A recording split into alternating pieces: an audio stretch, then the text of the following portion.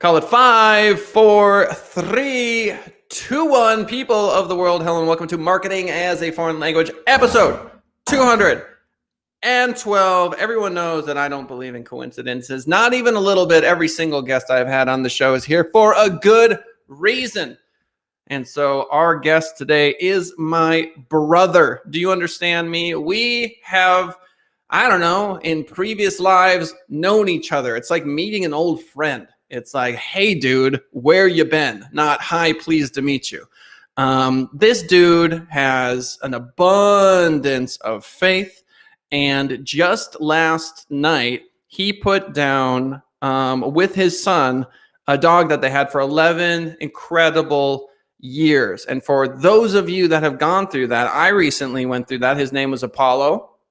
Shout out to Apollo. Shout out to his brother, Max. There is nothing quite like saying goodbye to a dog that you love. And when you're a father and you are there with your child, I was there with my daughter. I asked her multiple times, do you want to come? Yes, I want to come, because his two back legs were completely non-functional. This is our beautiful dog, Apollo. Are you sure you want to come? Yes, I want to come. Are you positive? Yes, I want to come. She shows up. We all bawl, right? We're bawling and bawling and bawling. And the timing of everything was just so painful because my wife and I were separating, and it was almost as if Apollo was that last thread of our time together. So just,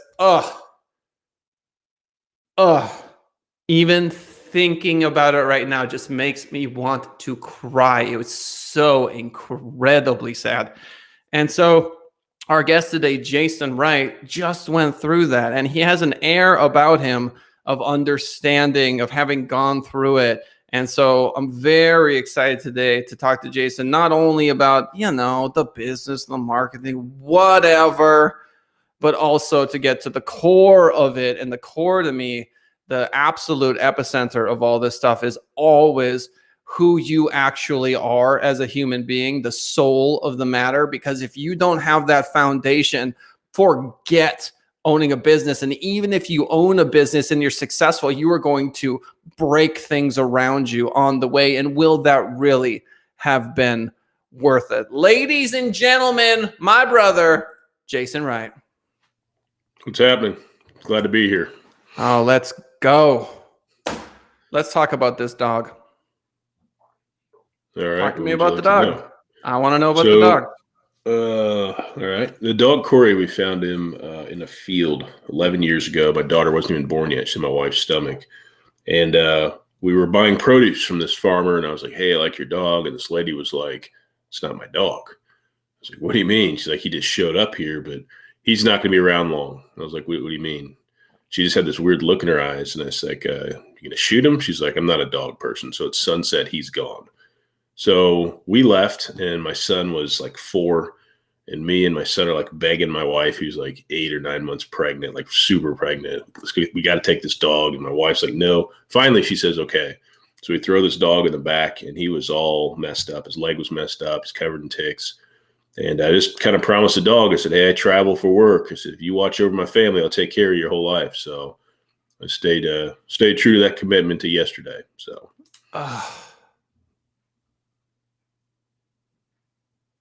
That right there, my friend. The angels, they sing your praises for that act. Yep. Not fun, but hey, that's part of it, Not yesterday, but the go at it. I mean, Come on, man. Look at it this way. This dog's toast, done for in a field somewhere. Dogs think, man. Right? They have thoughts. They may not be able to, move their mouth in such a way that makes a lot of sense to us in terms of the English language, but they are thinking, feeling beings. And he was having I'm going to die out here. Yep. That dog's like this. I'm dead. You can see in his eyes. He was checked out, Yep. He's like, this is, I don't know, like how much longer is this suffering going to last? Is basically what's going on to the dog. And like, I wonder what happens when I die. And like that's exactly what's happening to this dog. And then you show up, and there is no more angelic thing that one can possibly do then you're just literally saving this dog's life. It's not like, am I sort of kind of, it's definitely that. I was, again, the universe, God communicates to us through experience. And so I was outside yesterday and my neighbor's sitting out there and I was just about to go inside. I was like pacing there. And then she pops out, hey, Kellen, hey, hi. Okay. So I go out, talk to her. I told the story the other day, but basically she was clocked, boom, by some girl, passes out, apparently kept her hands up enough for like her face not to get mangled. And this girl just kept wailing on her. And her friends were with her. And these guys, and one of them, they're gonna go help her, and the boyfriend of the girl who was just beating her up pulled a gun, and so all the guys who were like done, they're like, oh no, right? And so eventually, one of her guy friends gets enough energy inside of him to like be like, I'm going anyway, right? Gun or not, I'm gonna save her life. Basically, goes in. And the way she describes him in that moment was like glowing gold times a million is the way because she opens up her eyes and she just sees an angel. She sees an angel saving her life. And just one of those moments, those incredible moments we have. And to me, that you saving that dog, convincing your pregnant wife that like, look, we have to. It was very similar. Mm-hmm. Absolutely.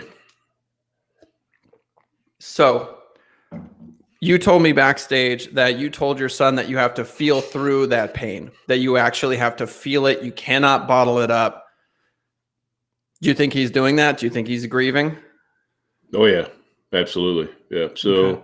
Yeah, it's like when people try to, substance abuse, whatever, to deal with pain, they're trying to avoid it, numb it, avoid it, stall it, whatever you want to call it. But unless there's something I haven't discovered yet, I'm 39, so I don't know everything by any means, but you've got to go through the pain. The only way to get through tough stuff is to go through the tough stuff. And it sucks because it's not going to be easy. Like if it's tough, it's going to suck. You see it and you're like, this is not going to be fun at all, but I don't know how to get through it. So you can stall all you want to, but eventually you're still going to have to go through the same path. So even in, business, it's not just life, but in business, sometimes when you find yourself in a jam, maybe no new leads are coming in. Maybe your longtime clients are leaving. Maybe it's both. Okay, I'm going to have to get after it like I haven't got after it in a long time because that's the only way through this. So taking action, whether it's moving through the pain or whatever, a lot of times is the only option you really have. Yeah, so sobriety in moving through pain. Yeah. Yep. I mean, because you can, dude, I mean, I was at a point in my previous relationship, we had a paid off house, paid off cars, the whole thing, miserable. Yep. Right. Isn't that funny how people are always like, oh, if I had this financial thing, my life would be so much better. Would it really? Like you say, it's not all about that. It's really not, man. I mean, I had an incredible business partner. Yep. We were incredible business partners. We made good real estate moves. We business-wise, money-wise, we were great. But I mean, we just weren't great husband and wife, And yep. hey, guess what really matters? Great husband and wife. At the end of the day, I mean, just you got to break it down. Kind of the foundation there. It's the foundation. But here's the other thing. I've learned a ton about myself and what I really want in my life too. So I'm not saying that looking back on it, because society definitely says if you're not married, you're failing. And that I don't believe that now. Like I mean, this life I'm living now it's incredible. And a lot of lessons to be learned in this too. So it's not like, life ends because one thing happens. But I guess the point that I'm making is if you're listening to this and you're an entrepreneur, stay sober through the pain if you can, of whatever that is, because it's never just the business stuff ever. It's never just I lost a client. It's your relationships. It's your kids. It's that disease you're dealing with. It's, the pandemic, the politics. It's everything. It's everything that's going to bite you in the ass at the end of the day. And I wouldn't say it's even stalling it. Like if you smoke weed or you're just drinking and, just whatever to numb it, you're kind of making it worse in a lot of ways too, because you have to come down off of it. Yep. And that's then you even find worse. out the pain's still there. It's like, Oh, hey, Lord, you're still here. How about that? Yeah. So, okay. All right. So one of the things we love to do on the show, Jason, is I want your whole life story in multiple episodes. And so that's the whole vibe, is developing a relationship over time. And so on each episode, we talk about a little of your history. And then on the next episode, we just pick up where you left off. And so let's go all the way back to where you were born, and we'll get a little bit of your timeline. Okay. I was born in Indianapolis, so a little bit north of where I'm at now, west side of Indy. So I've been in this same general area my whole life. Okay.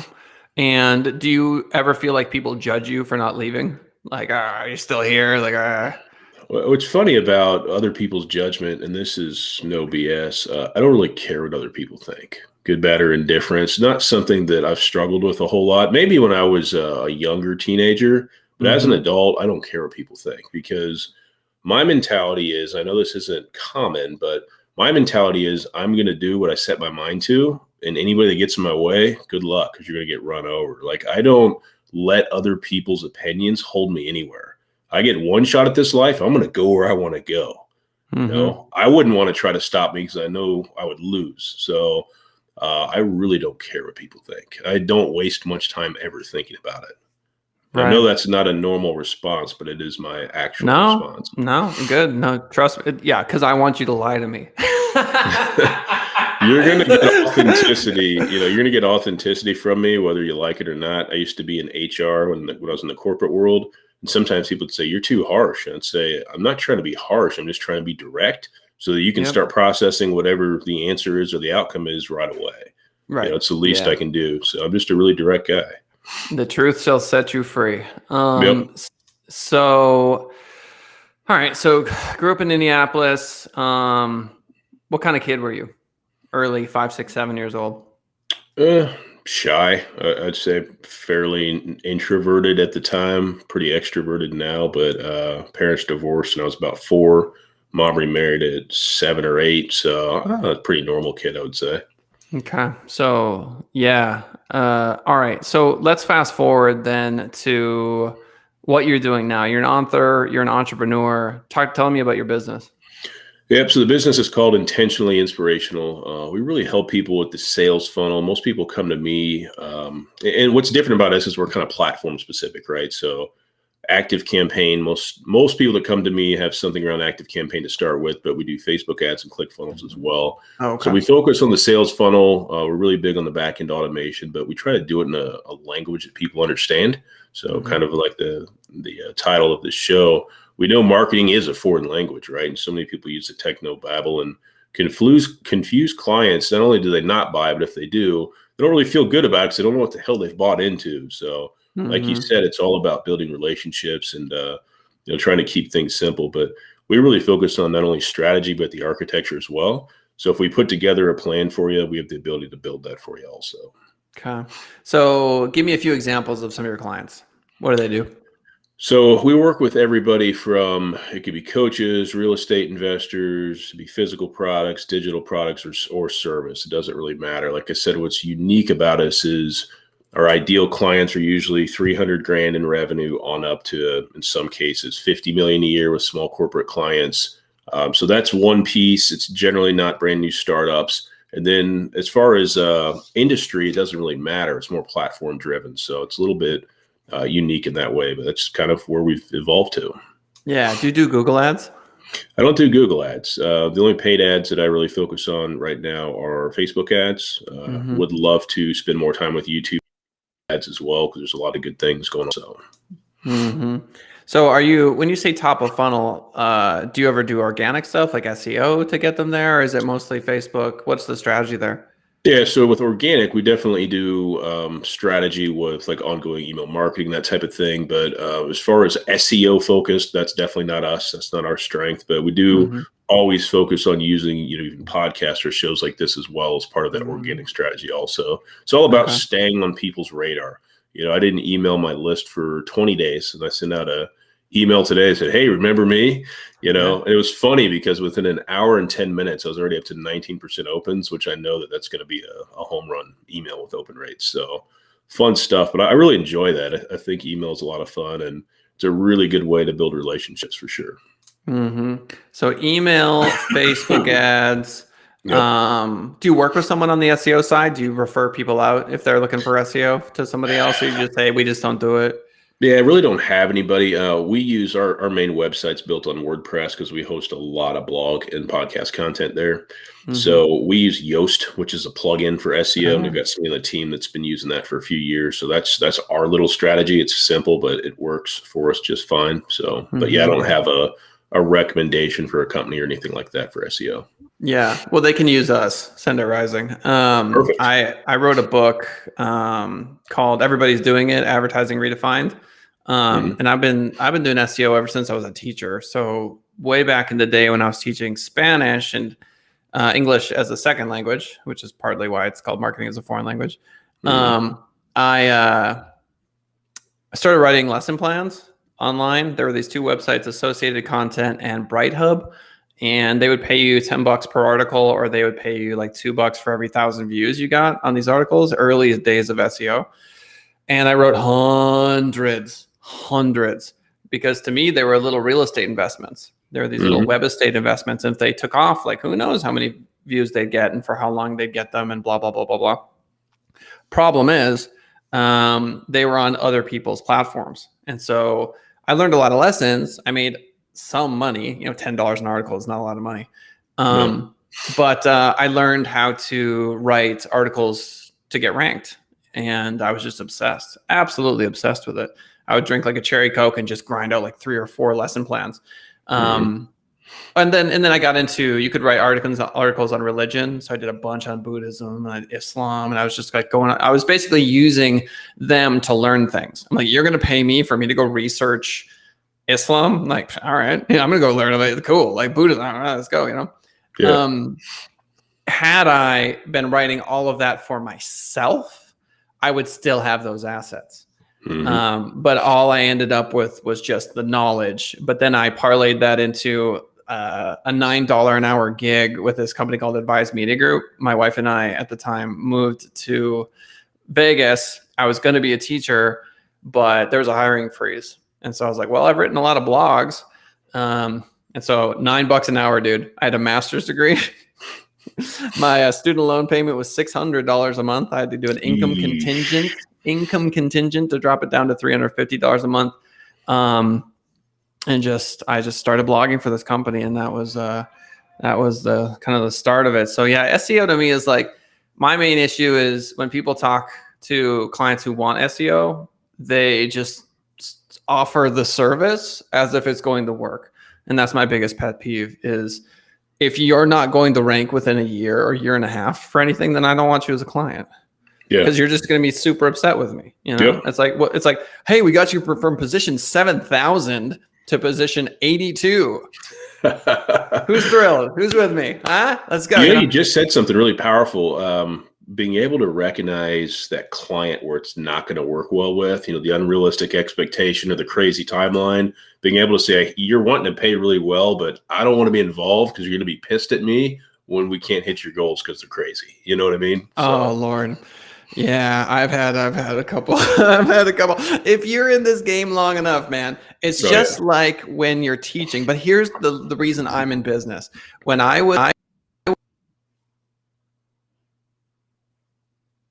Yeah, no. I hear you now. Okay, cool. When I was teaching, there would always be 1 or 2 or 3 students in the room that, look, I'm not judging them. Okay.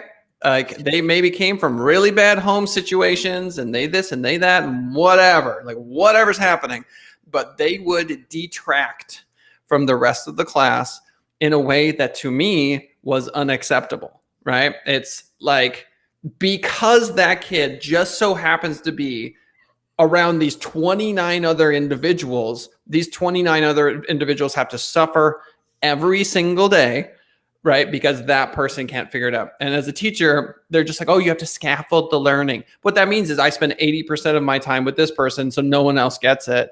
And I was just like, this system is, I cannot. It drives me crazy that students in fourth grade that could be doing calculus aren't. But if you had private school money, they could, because then they'll actually advance them at a pace that makes sense for the individual based on whatever thing that they're in. So it's a long-winded way of saying I will let go of a client. Oh, yeah, you got to fire clients.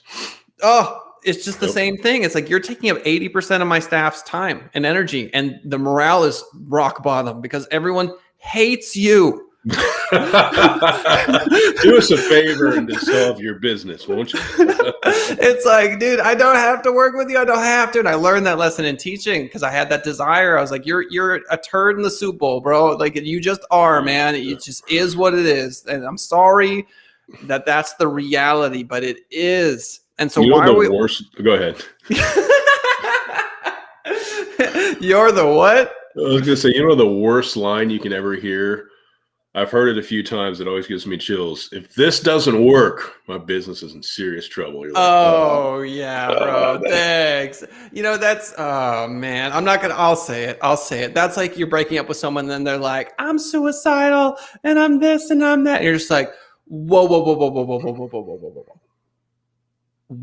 Pump the brakes. Yeah. Pump the brakes. Like, let's build something that is going to work for everyone, whether it's a relationship or of any kind, business, romantic or otherwise. It's like, this has to be a win-win. It has to, because even if you go crawling back, let's start with the romantic one first. You guys are like, okay, you're like, I don't want you, and you run back to that, and you're dying. It's going to be better 3 months from now, 6 months from now, 9, as you've invested more into that dysfunction. That doesn't make any sense. And the same is true of business relationships, where it's like, this has to, because now your staff is freaked out, right? They're going, oh God, like the pressure, anybody. Yep. So I'm not saying that in every single instance of both the romantic and business versions of this, it doesn't work out, because it can. The universe does these things. It puts us in these situations, and sometimes our preconceived notions of what can happen is just wrong, right? So I'm not saying it's all the time, but yeah, you're right. When you're talking about the pressure that puts on everybody, that's a rough one. Like, this has to work. You're getting that from clients. It's like, when I hear that on the first call, I'm like, I'm out. I'm not your guy. Okay, all right. But sometimes what people will do is they'll pretend everything's way better than it actually is. Once you get paid, then they tell you that, and you're like, oh man, you snuck under the radar. How dare you? How dare you? Yep. Yeah. So I don't do contracts for multiple reasons. The first is, okay, so you get it. But we'll tell the audience why. So if you're an entrepreneur or you have an agency owner, doing a year contract, it doesn't just bind them to you. It binds you to them. It's like, do you really want to be with someone who is, mentally unstable? And because let's face it, a lot of business owners, man, they're a different breed, dude, of folks, and they're intense, and they have birthed this baby called their business, and they're handing the baby over to you to do the market. You know what I mean? And you're like, okay, like you can be a childcare expert and be like, okay, but stuff happens, it's not like marketing is imperfect, dude. It just is. It's art meets science. It's communication. It's all this stuff. So contracts. So what is your main impetus for no contracts? Why don't you do them?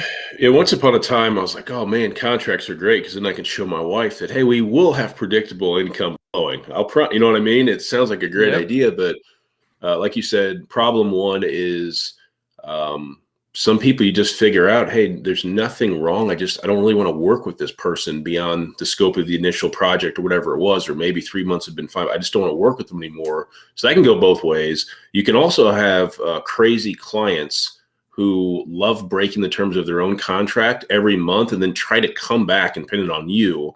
It makes no sense, but it's like, there's another huge stress that doesn't need to exist because it's crazy. So I've just found it better with any of my recurring type stuff. It's like, hey, you should do this for 3 months. Can you commit verbally to 3 months? If not, just tell me now. We won't work together. But if you can, I think it's going to give you the best chance of success, and here's why.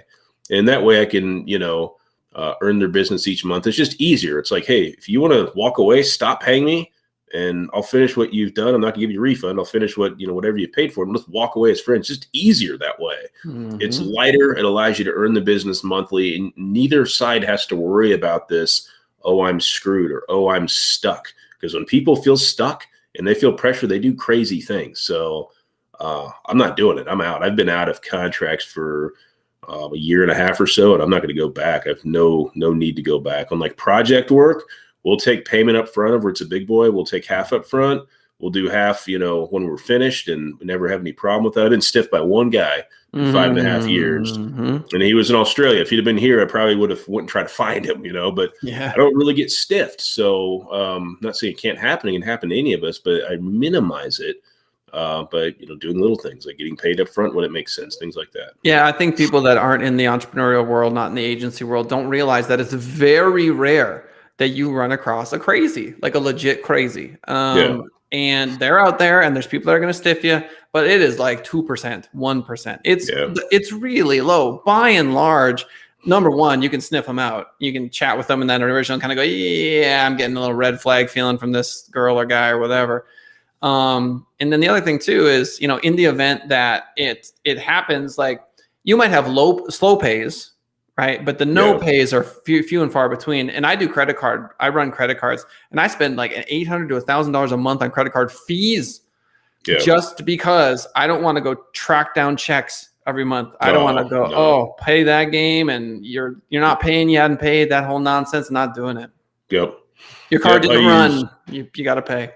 Yeah, I do PayPal for invoices, and then for anything recurring, I use Stripe just to give myself some payment processor variety, because either one of those can lock up your funds whenever they want to for no valid reason. Oh, wow. Hasn't happened to me, but I've seen it happen to a lot of people, and takes $1 million businesses and bankrupt them because they've held the money too long. So, whoa. Yeah. I didn't know I was working with a guy one time that was doing 70, 80 grand a month, and they locked up his fees for like 4 or 5 months, and he just went under. He's like, I can't fulfill my orders. I can't. Cash flow, you ruin your cash flow, it can screw up your whole life. So I had no idea that was even a thing. My merchant service person, I have a direct contact. I've known her for years. I trust her implicitly. So that's good.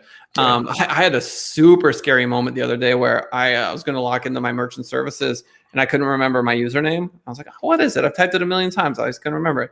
And so I called them up, and I was like, I can't remember my username. They're like, you're SOL. Like, that's it. You're done. Like, there's nothing we can do. There's no path for you to go down. Like, you're done. Sorry, sir. That's not our problem, dude. That $40,000 a month that you need to pay all of your employees and do everything you need to do is just best of luck to you. You better head to the strip and go all in on red. Bro, yeah, seriously. Well, that'll only cover you for a few months, Yeah. So no. Anyway, I learned my lesson there. Thank God I had it. But I typed it in 1 million times, but you just have, a brain fart one day and go, I have no idea what it is. I have everything saved in like LastPass or the. Oh, me too. That's where it was. That's where I found it. I don't know anything off the top of my head. I'm just saying, like, I put it in there 5 years ago. Do you understand me? I was like, I haven't looked in that. I was like, where is it? Anyway, so 10:59, we're wrapping the show up today. Marketing as a foreign language, 10:30 a.m. Pacific Standard Time. If you do want to chat for the live show, we'd love to have you right here on YouTube, youtube.com/Send It Rising. If you're watching us on the many other platforms where we are live streaming, including the Send It Rising Facebook page, or listening to us after the fact on YouTube, iTunes, Spotify, or the million other podcast places that we are currently putting the podcast, that's fantastic. We love you. I want to make sure that our good friend Jason Wright has the last word. Why don't you tell them where to find you, why they should hire you, all that sort of stuff.